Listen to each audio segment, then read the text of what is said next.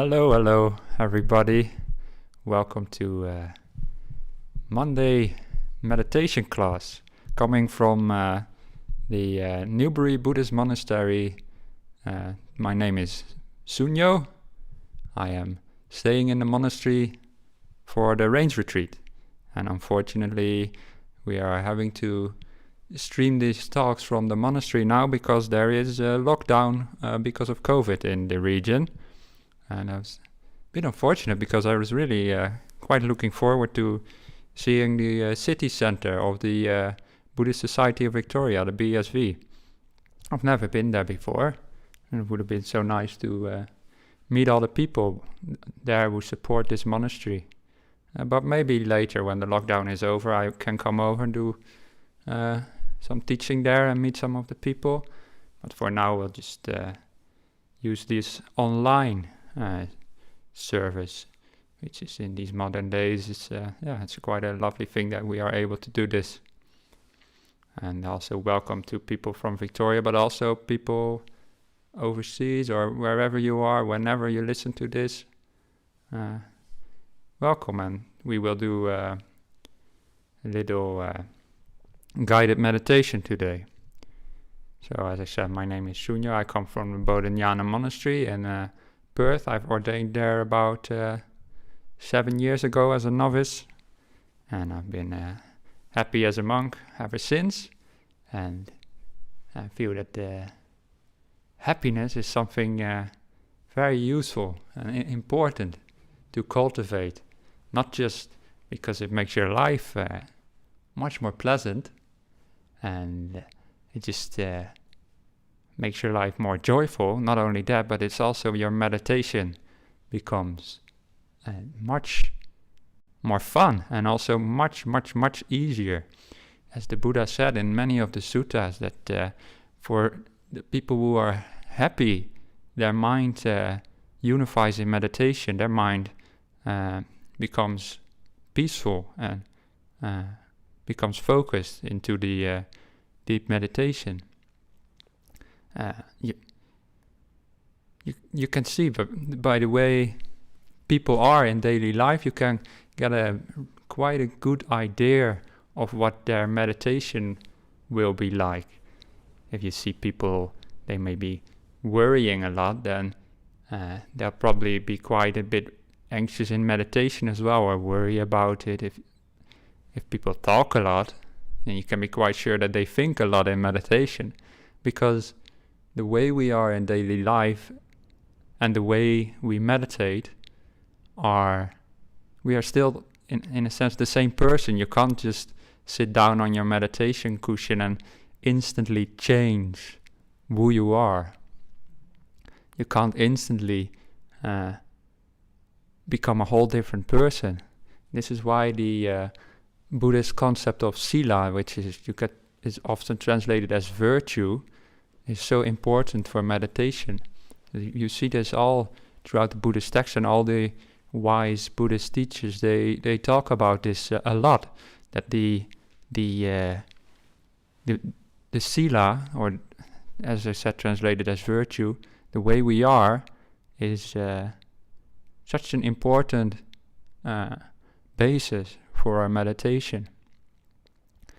And the word sila, although it's often translated as virtue, it means also something wider than that, just your whole character, just the whole way you are, basically the way you live your life. That is sila. And the way you live your life, as I said, that really has a lot of influence on your meditation.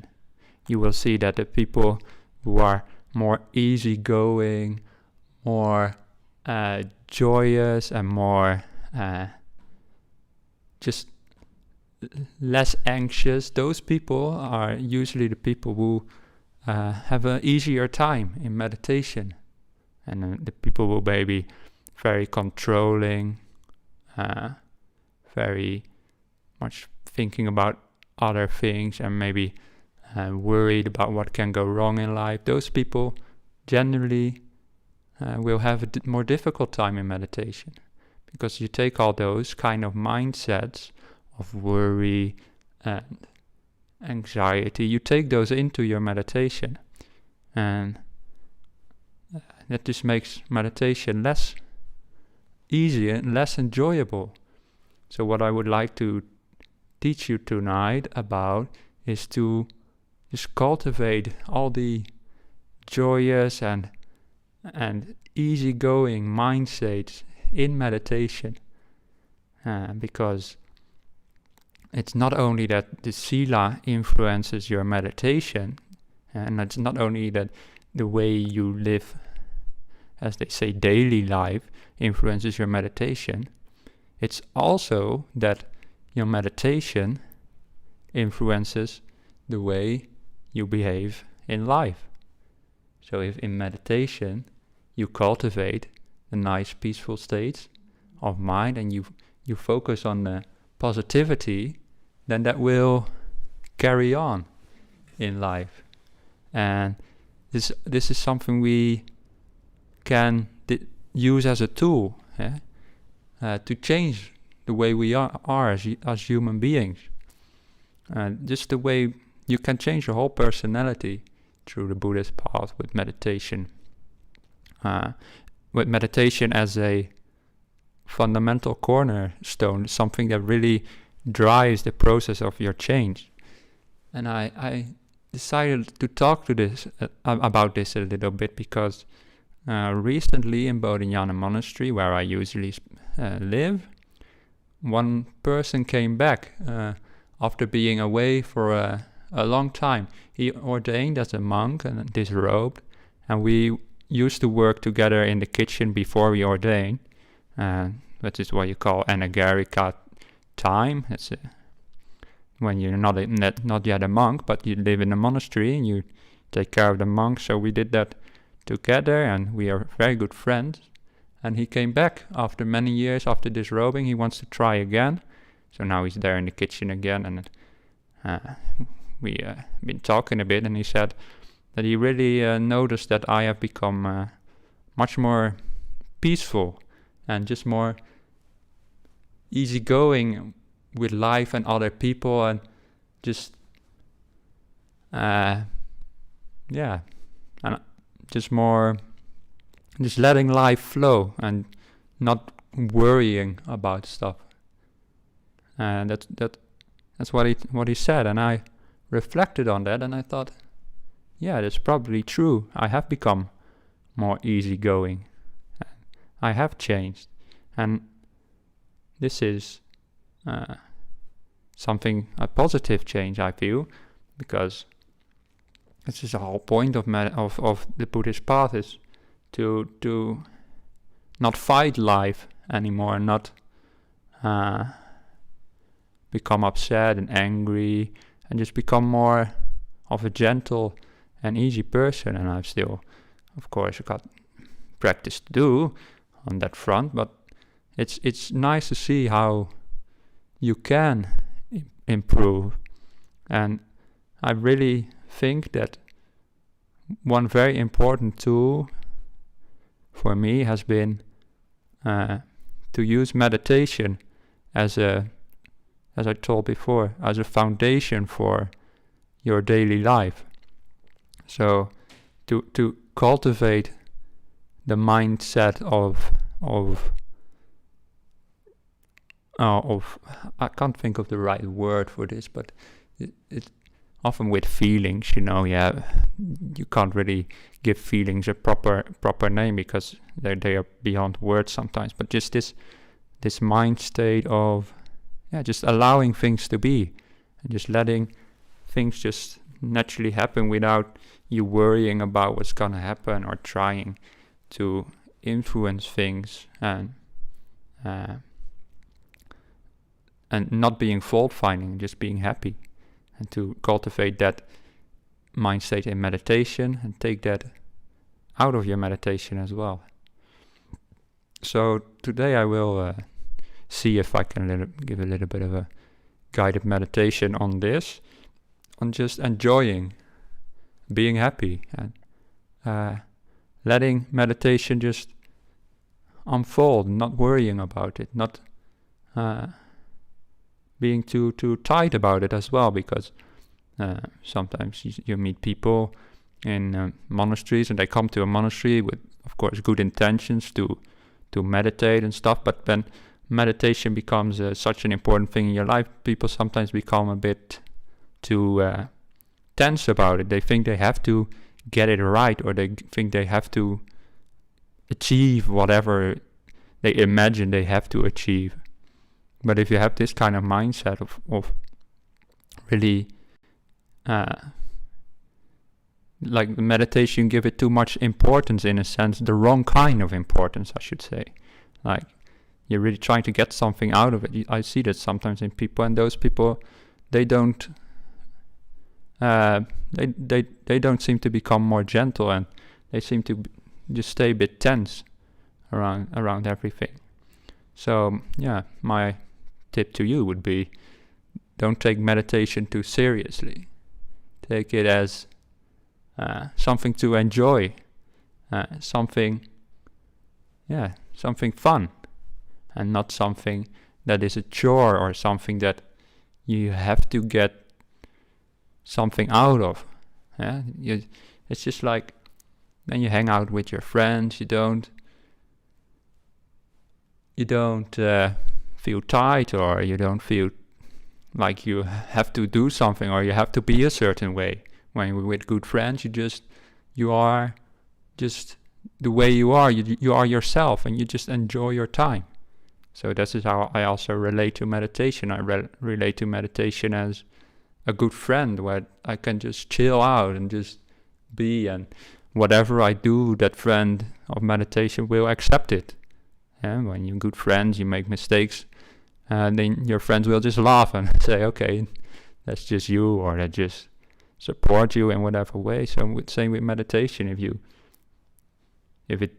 you make a mistake in meditation, or I wouldn't even use that word really, but if in meditation things don't go the way you would want to, then just still have fun, Meditation is your friend, and it's just don't take it too seriously. Don't take it as a job. So today I will give you some guided meditation on that kind of a topic. And I should have said this earlier, but if you have any questions, you can leave them in the YouTube chat, I believe. And please, any questions if you have them, but please try to keep them focused on meditation, because sometimes I do these things and then I get questions afterwards like, what is your life like, or whatever. I don't know. I don't really feel like talking about that just after I've been meditating and been nice and peaceful. I like to talk about meditation more. So try to keep your questions focused on that. But it can be anything about meditation really. So if you would like to get nice and comfortable, then we can start meditating together.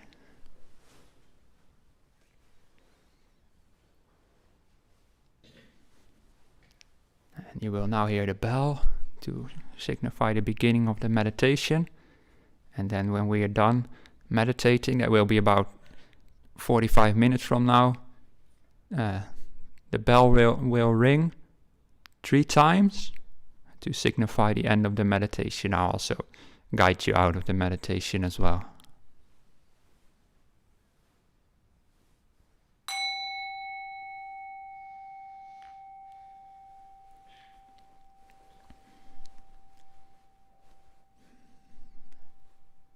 So sit down in whatever way is comfortable to you. Sit down in a nice posture that you just like sitting in. It doesn't have to be on the floor. You can sit on a chair as well.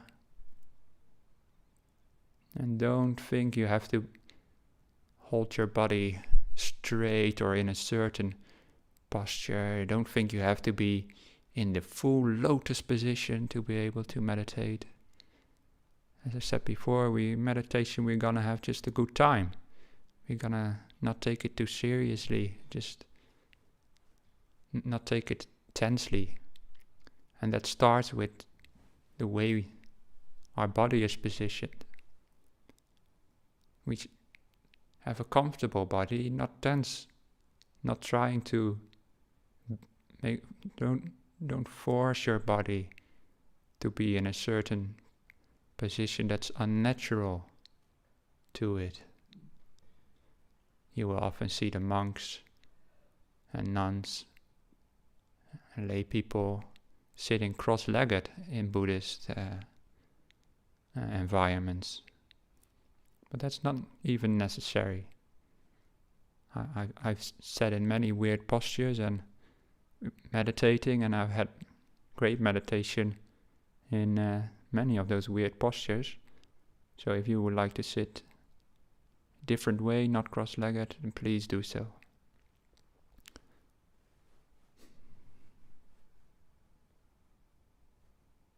And once you sit down and in a decently comfortable position, just arrive in this moment, this point in your life.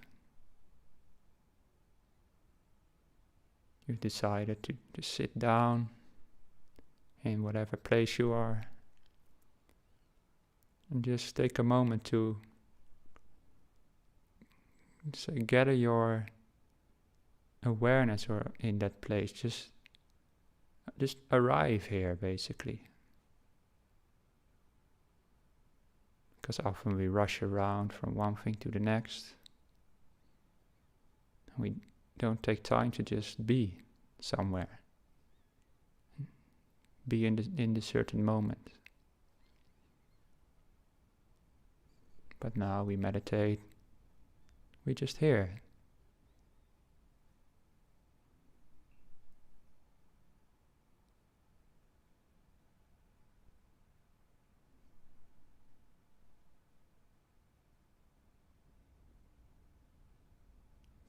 Make sure you enjoy being here.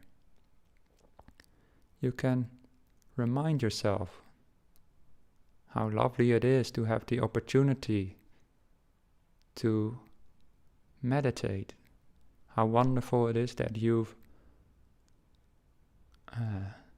met these teachings. You've come across these teachings on meditation, and how wonderful it is that you have you're willing to meditate, and that you've set aside some time. That is so wonderful.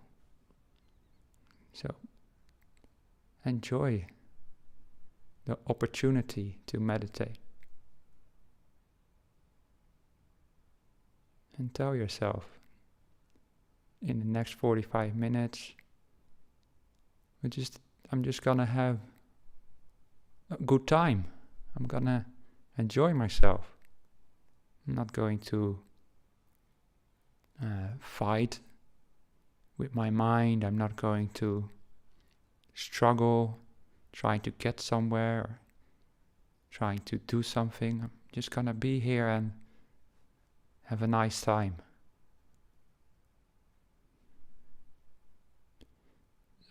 Often helpful at the beginning of meditation just to set some pointers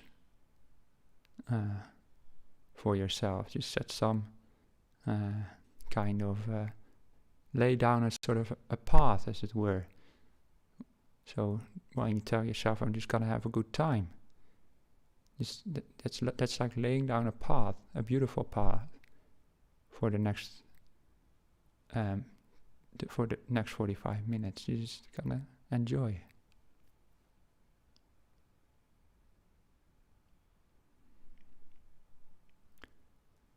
And tell yourself, whatever happens in this meditation, I'm not going to worry about it. I'm not going to take it so seriously. My mind, whatever defilements it has, it's all just the mind, you don't have to have to worry so much about it. It's so funny that people, they worry so much about themselves, but we don't worry so much about other people's mind, what's going on there. So why worry so much about your own mind? Your mind is no different from others, so don't worry what will happen. Just be there. And enjoy the process. So make those two determinations to enjoy whatever happens and to not take too seriously also whatever happens.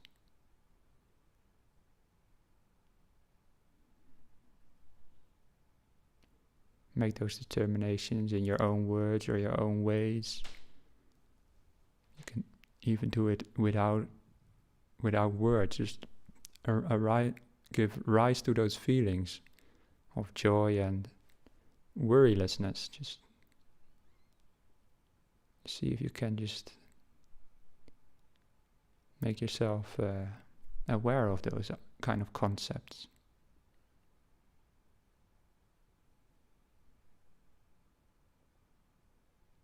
Just imagine being joyful. Imagine being without worries.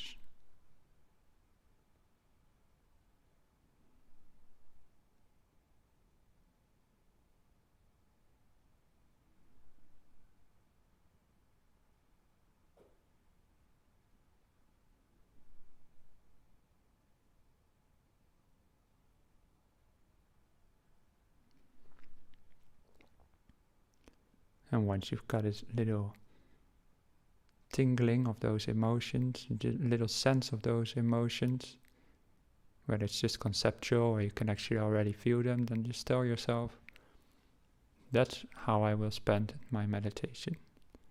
Joyful, not worrying, just being there.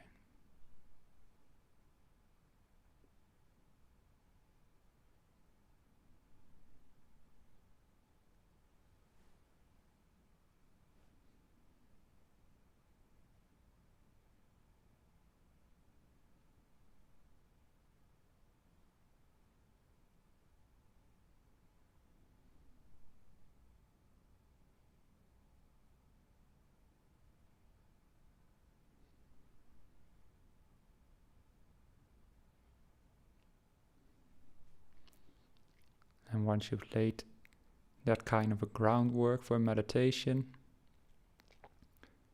then it's often a good idea to just focus on your body and let your body relax.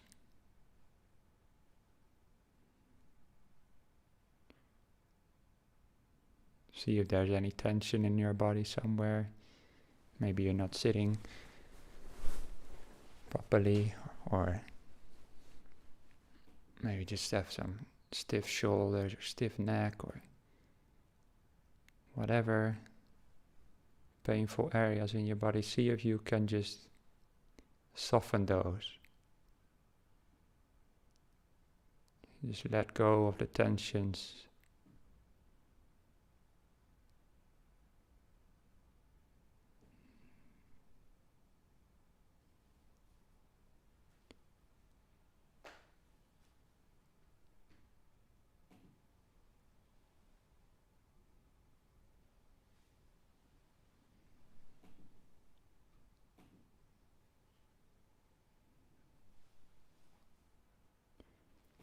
Just relax your face.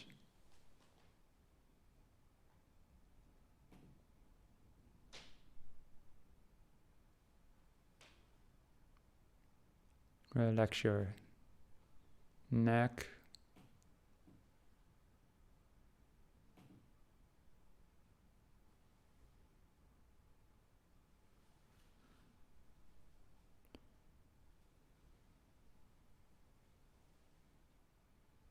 And your shoulders, just relax. Just let gravity take over your body. You don't need to hold anything tight.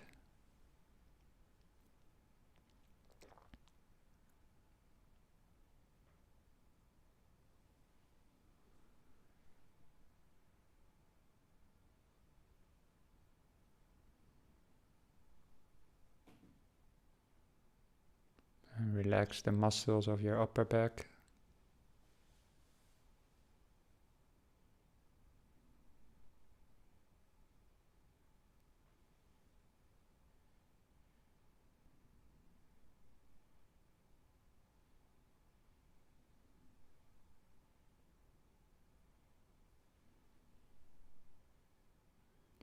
And your lower back.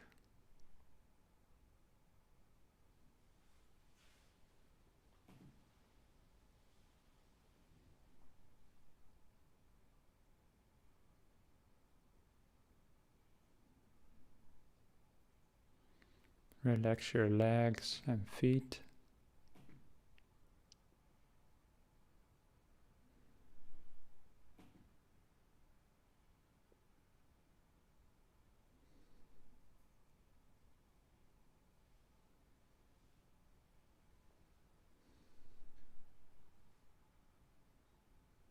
Relax your arms and hands.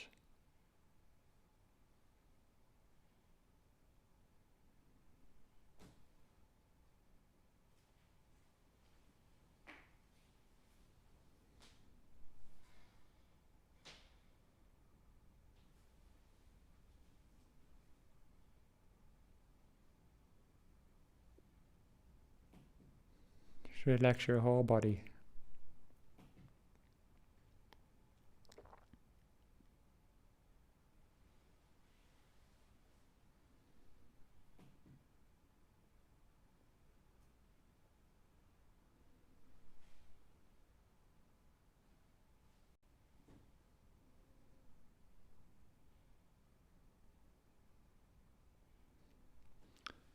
And maybe today parts of your body are hard to relax, or they just won't ease.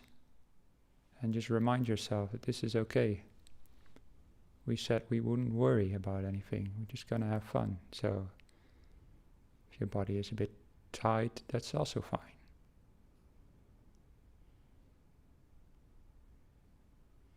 Whatever happens in meditation, it's all good.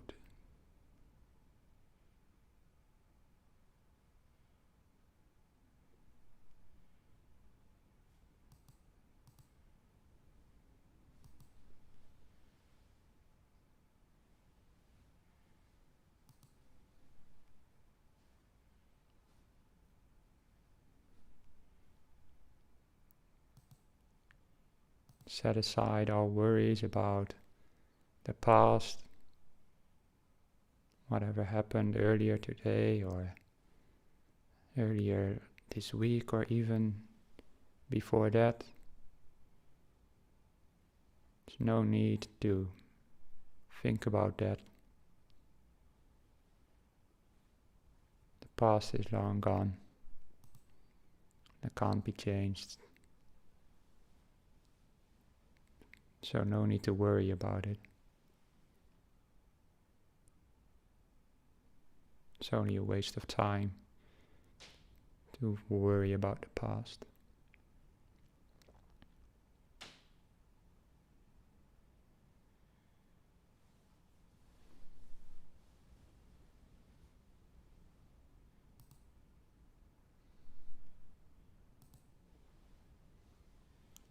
And any thoughts about the future, we also set aside in meditation. Whatever you might have to do tomorrow, or later this week, or later today, just no need to think about it now in meditation. You can figure that stuff out another time.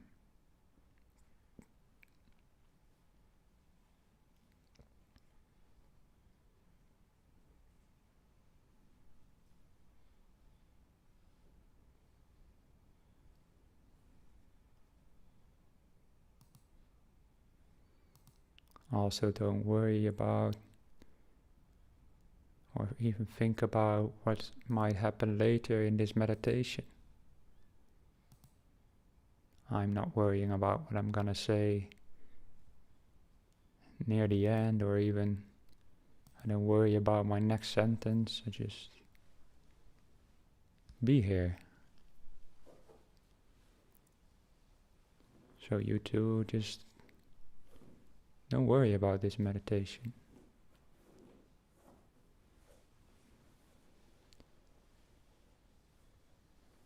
Just let it unfold naturally, like you are the passenger in a car. I like to sit in the back of the car, so I can't see what's coming up. I can just look to the side, see where I am already, where I already am. That's all you can see. Same in meditation. Don't worry about what's coming up ahead. Only focus on where you are.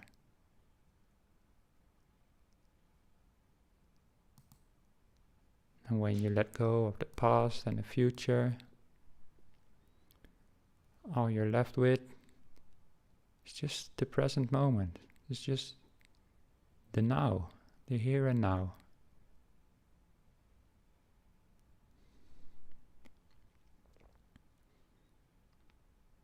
And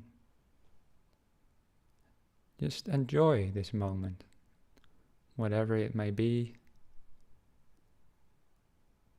It may be good or bad, but we can enjoy it regardless. Because the present moment is all we have. It's all that exists, so it's all we can ever enjoy. You can't enjoy the future. You can only enjoy the present moment.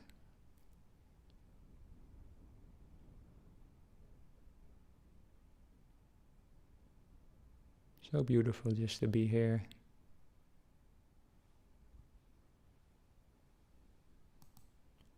Just to sit with your eyes closed.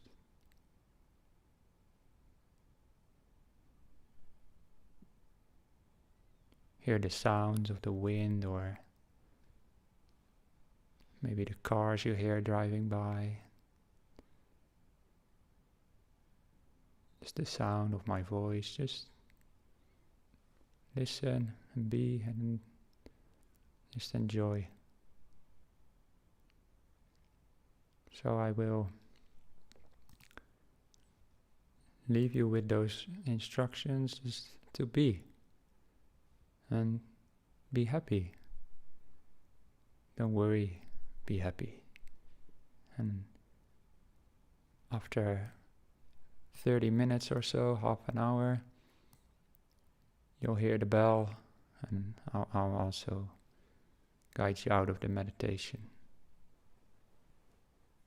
So just meditate by yourself for half an hour now.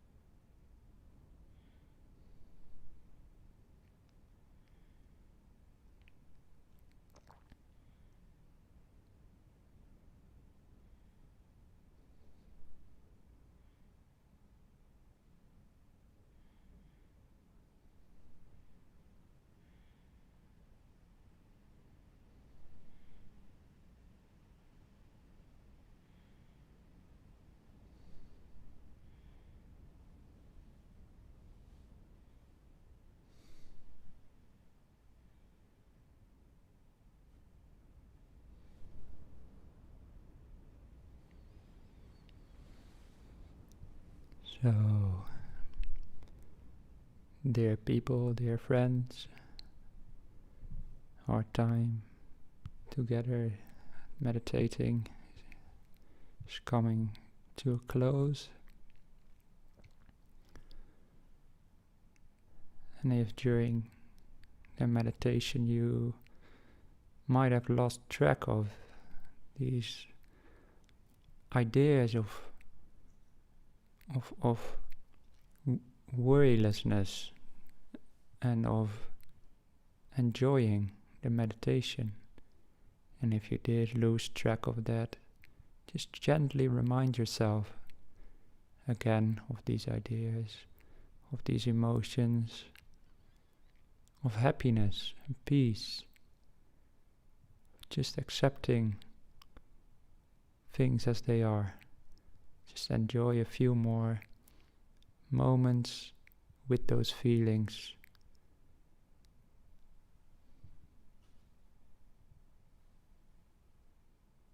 So happy to be here. Nowhere to go, nothing to do, nothing to worry about.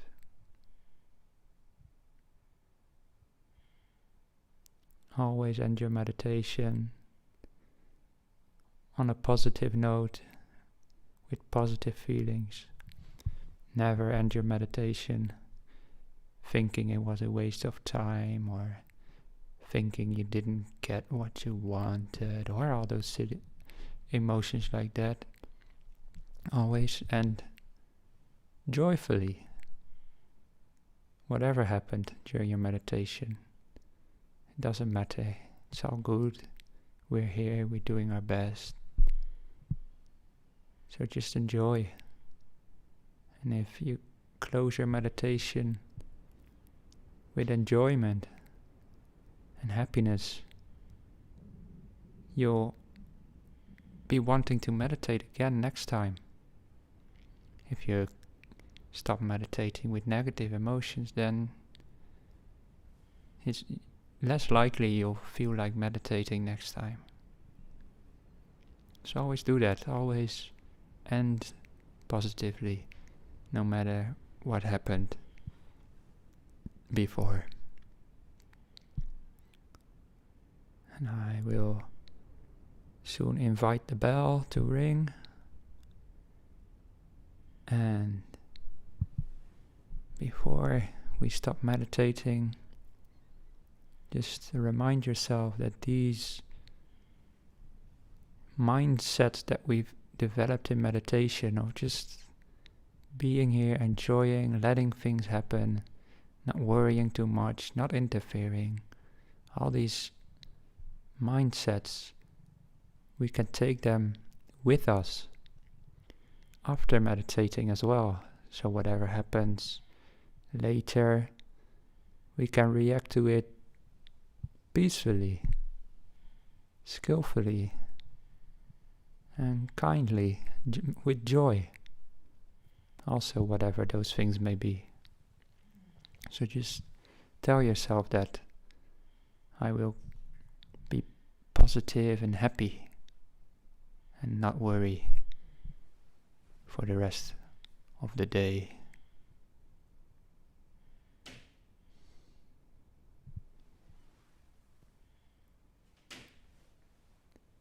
Now the bell will ring, and on the third ringing of the bell, it's time to end meditation. But if you still would like to continue meditation, please do so. Maybe turn down the sound or close your YouTube video or whatever, and just happily continue. But for the others, this is the time to come back to the world outside of meditation.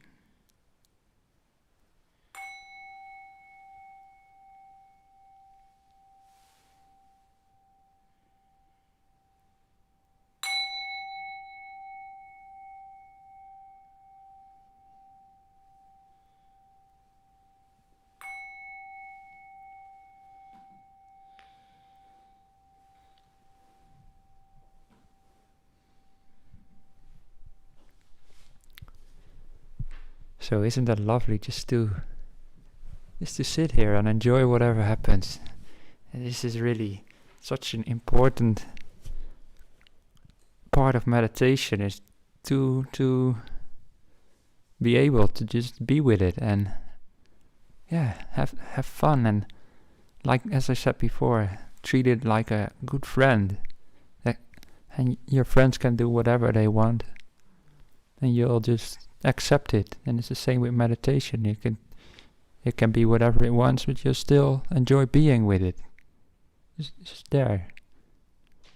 And when I teach like this, people might think, is this the real teaching? Give us the secret to enlightenment. What do I need to do to become enlightened?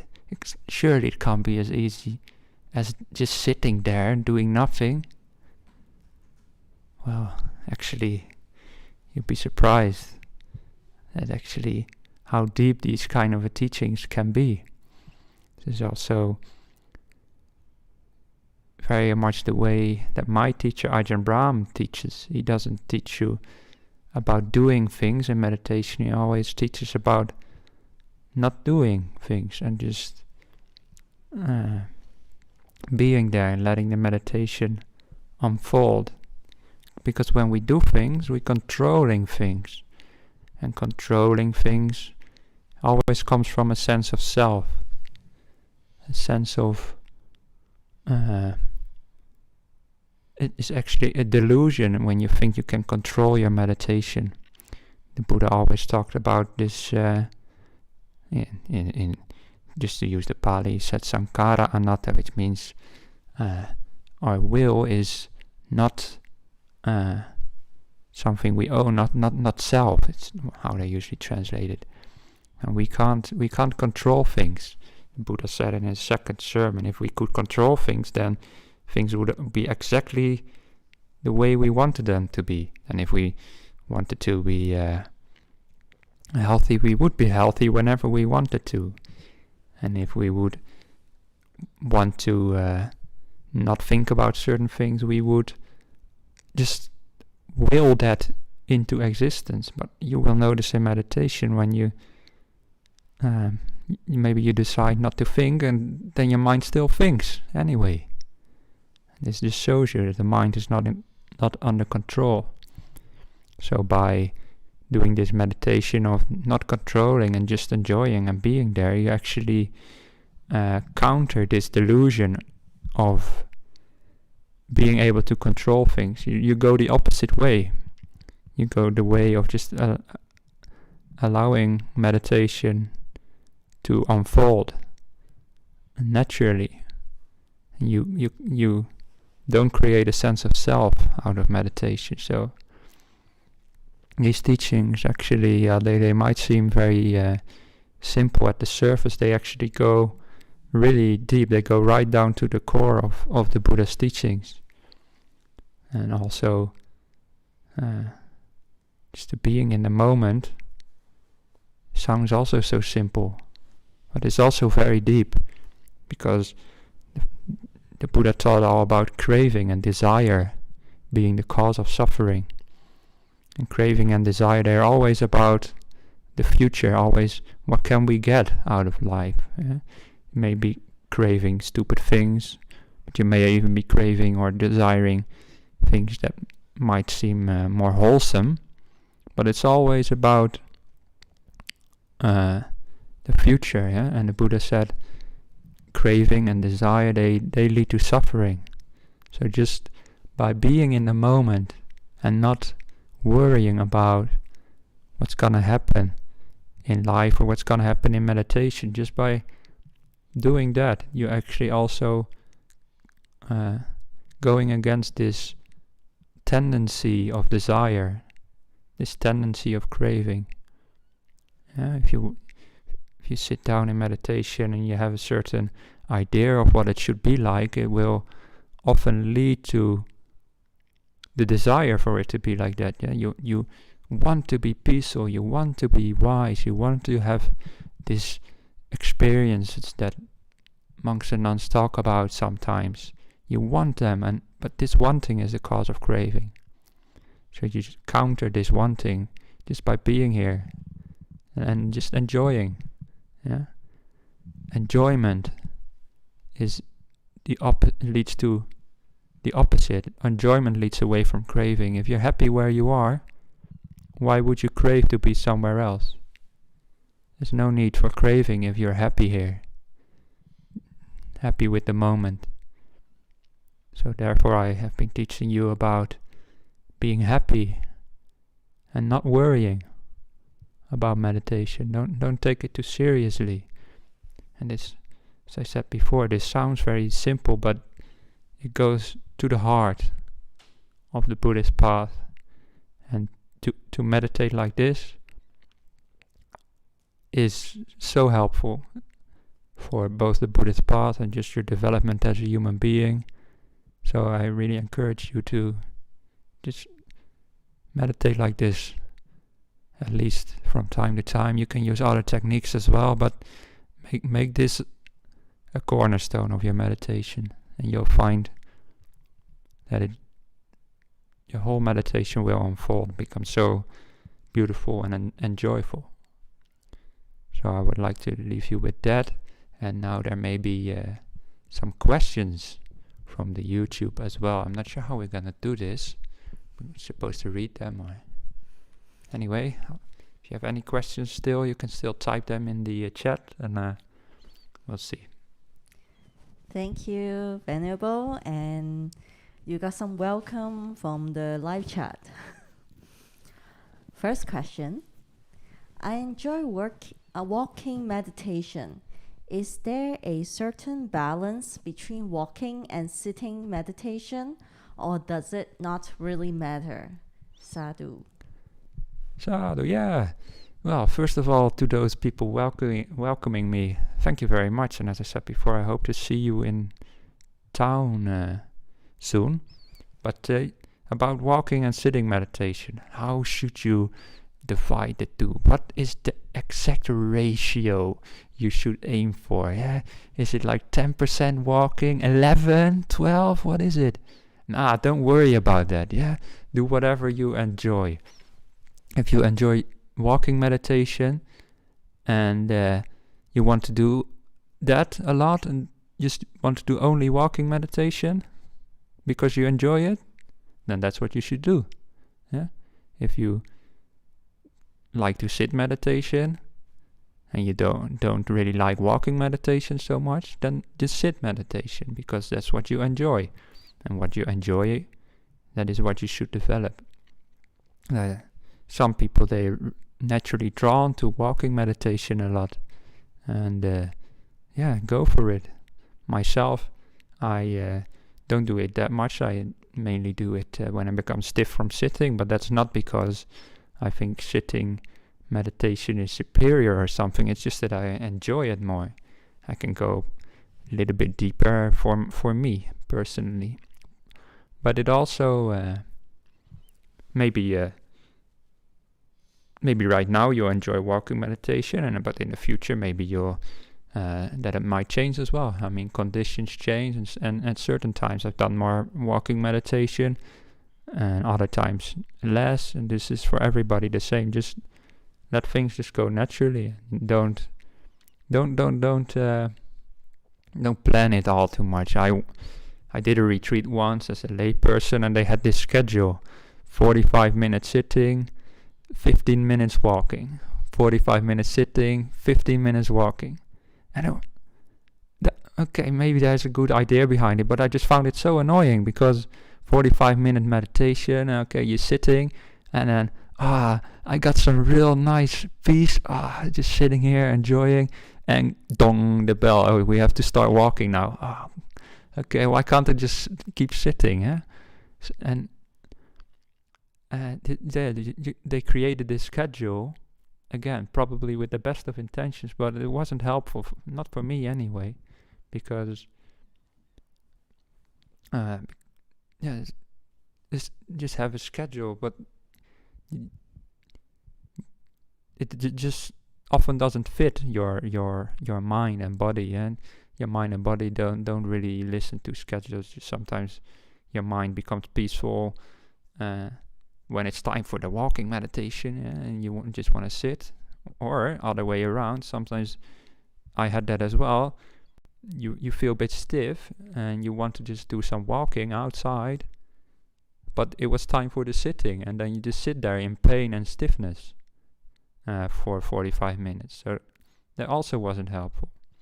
So if I ever would teach a retreat, I would never put down a schedule like that about sitting and walking meditation. I would just let people decide for themselves what is good for them. Yeah, even sometimes have to do not do meditation during a retreat is also might just be what you need at that moment. Sometimes just have a cup of tea, just forget about meditation for a while, can also actually be helpful for meditation, because especially during retreats, people often start taking meditation even more seriously than they already do. And I've just been teaching you to not do that. Just enjoy meditation, enjoy life. So sometimes just step away from meditation a bit by having a cup of tea or reading a little bit or whatever. It can actually be helpful. So just let things unfold naturally, and don't worry about these kind of schedules or ratios, anything. Thank you, Venerable. There are 3 more questions so far. Okay, this question. While meditating, now and then I fall asleep and see many strange incidents or people whom I never met. Please help me to understand this. From where do these people come from? Okay, well, if you're falling asleep and you're seeing things, then that is probably just it's very similar to dreaming. Almost, it's more like daydreaming, when your mind wanders off a bit. It just starts to imagine things and create images, just like in dreaming. So don't I don't think these images are anything significant. Just ignore them, or just let them be as well. I mean, don't see too much in them, right? When I've actually quite often had similar questions when people asking about certain experiences in meditation, and how can they determine whether these things are of any significance or not. And the answer is, when something is significant, there won't be any doubt about it, whether it is or not. And the reason for this is that when big things happen, like real big insights or psychic phenomena or whatever, at those moments in time, your mind will always be free from all the hindrances, and it will be very bright, very clear, and there won't be any sleepiness or restlessness or doubt. All those hindrances that the Buddha talked about will be gone, or at least greatly reduced. And all because the hindrance of doubt is also gone. You know exactly what is going on, and you know that these things are significant, and and that these things are insights or phenomena that are worth focusing on. Yeah. So when you have doubt about whether something is important or not, then I would say it's almost always, if not always, not very big thing. So but that's okay as well, so I would say to this person, those images are not something you should develop, because they come during a time of sleepiness, which is also one of the hindrances. The mind is not bright, the mind is not sharp, So you can't really have any significant insights during those kind of mind states. Thank you. The next question. Any advice for cultivating acceptance without it becoming only acceptance if it makes me feel better? So cultivating unconditional acceptance? Question mark. Yeah. Also, that's a very good question, actually. I like that. So when we cultivating acceptance, that's actually what we've been trying to do, yeah, by just being in the moment, enjoying, yeah, that's acceptance of whatever's happening. So that question ties right into what I've been talking about. And one thing you should also accept is the fact that sometimes acceptance doesn't work. So you accept the fact that you can't accept the way things are. Yeah? And that is counterintuitive, but it works, because when you accept that you can't accept the way things are, at that moment you are accepting the way things are, which is you can't accept. Yeah, you see what I'm saying? If you start out like that, like you just accept, okay, today my meditation is just restless. I can't just be here. I can't accept the way things are. If you accept that, your mind becomes more peaceful straight away, because you make peace with the way it is, which is sometimes a bit restless. Yeah. So when we cultivate acceptance, it is, as we say, unconditional acceptance. We say unconditional loving kindness, the Buddha talked about, and loving kindness and acceptance are also two things which are very close together. So the Buddha said, we embrace everything in all the directions, all everywhere, and that includes ourselves, includes our own mind. So we also embrace the fact that we are not perfect. Yeah, there would be no need for meditation if we were already perfect. It would still be enjoyable meditation, but the main purpose would have already been served. Yeah, if you're enlightened, you don't really need to meditate anymore. So the fact that you're not enlightened is the whole reason for meditation. So don't start off your meditation thinking it all has to be perfect. Yeah, as you start off your meditation, you accept that that some things won't be 100%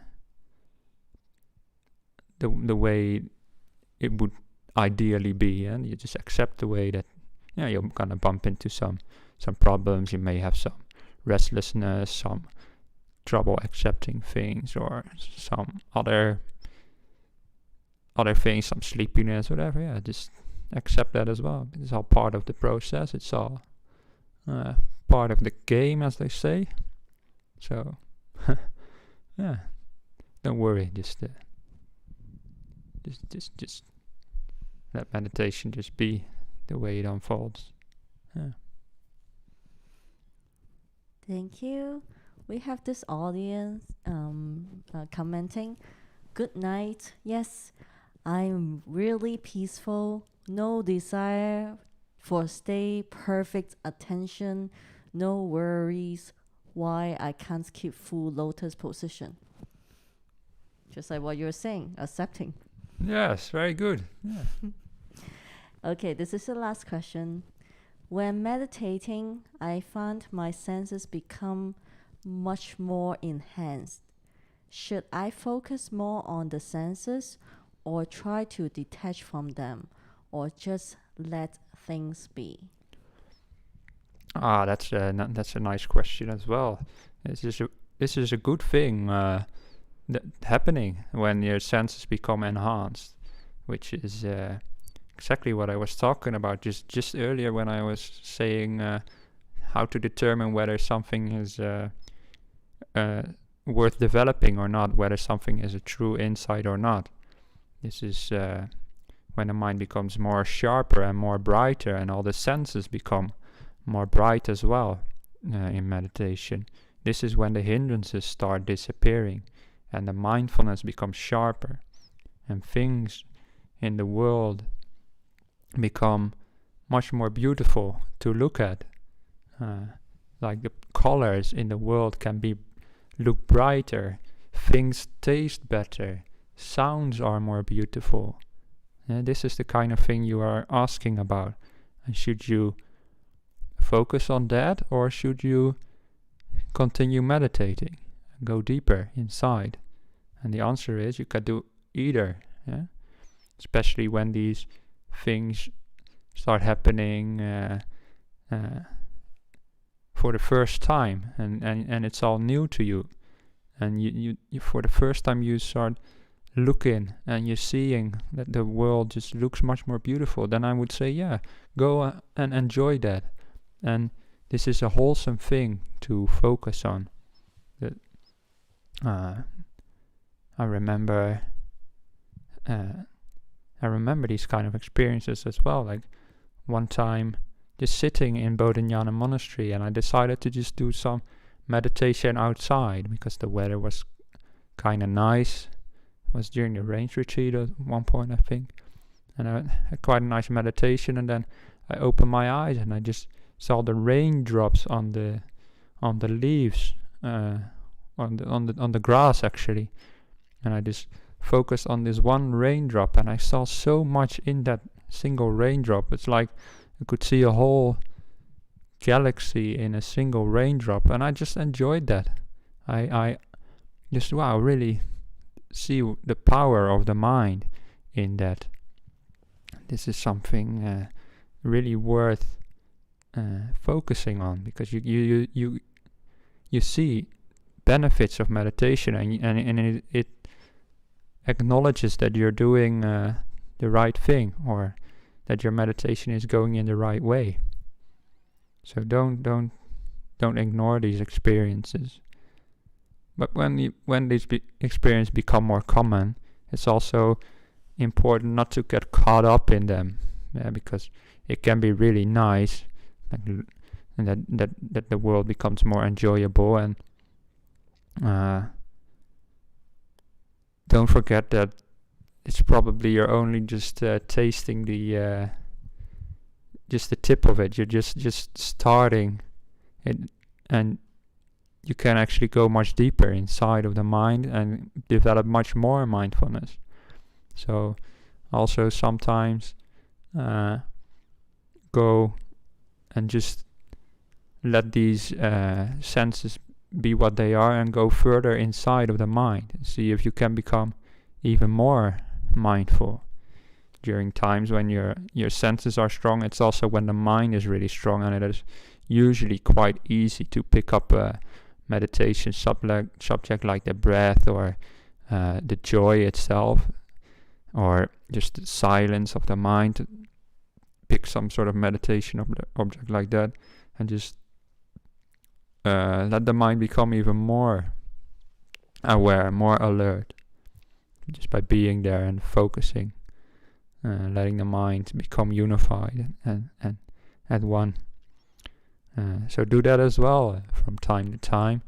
So that my answer to your question would really be do both, or do either. Both is worthwhile developing, and you just have to find your own balance in that. Same as before, as I said, with walking and sitting meditation. Just find your own balance, and I'm sure you're skillful enough to decide for yourself when something is still helpful and enjoyable, and when it's time to switch to something else. Maybe it's time to sit a bit more, and if you're a wise person about this, then, as I said before, when the senses become strong, it can be really enjoyable. Ajahn Brahm sometimes talks about how he just eats a single baked bean, and how he enjoys all the different flavors in a single baked bean. So that's something worth developing. He teaches it as well. But if you're wise about this, you will also notice that during those times when your senses are sharp, your mind is also, in a sense, more detached from the world as well. This is a weird thing, that although the world is more beautiful and more enjoyable, it's, in a sense, it's not more attractive. It's because you're like distant from it. And this is because the hindrance of sense desire, of sensual attachment will also be reduced at that time. So if you're wise, you will be able to notice this. And notice that the mind is more at ease, more withdrawn from the world. Yeah, so it's a weird phenomenon. The world is more beautiful, but you're also more withdrawn from it. And notice the peacefulness in that withdrawal. Notice how nice it is to not be so focused on the world. And that is that will bring you very far on the path. Those kind of reflections. So see if you can also notice that during those times as well. That'll reduce your desires for sensual things, even though they might be more beautiful. And of course, the reduction of desire is really the end goal of the whole path, as the Buddha said in his very first sermon. When we end craving, that's when suffering will also eventually end. So this is always the end goal of whatever we do, is to reduce our craving. So reduce craving for the world, but also reduce craving of being in control of things, and reduce craving for how meditation should or shouldn't be. This is the whole idea. So you can almost answer any question in Buddhism with that. Does it lead to more craving or less craving? And if whatever you do leads to more craving or more anger or more annoyance,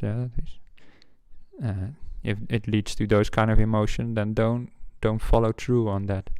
But if it leads instead to reduction of craving or more kindness and gentleness, then that is always something to develop. So that in that way you can answer all those questions about what should I develop. Should I develop walking meditation or sitting? Should I develop these images of people or not? Should I develop the sharp senses, or should I go further in meditation? All these questions that we've been having tonight, you can all answer for yourself by just asking yourself, does it lead to more craving or less craving? Does it lead to more control, more sense of self, or less sense of self? And you'll know then what way to go. So you don't need to ask me next time. Not that I mind, but become wiser for yourself. So thank you everybody for your questions, and please enjoy the rest of your day, and don't forget the intention that we set to be joyful and happy whatever happens, and I'll see you next time.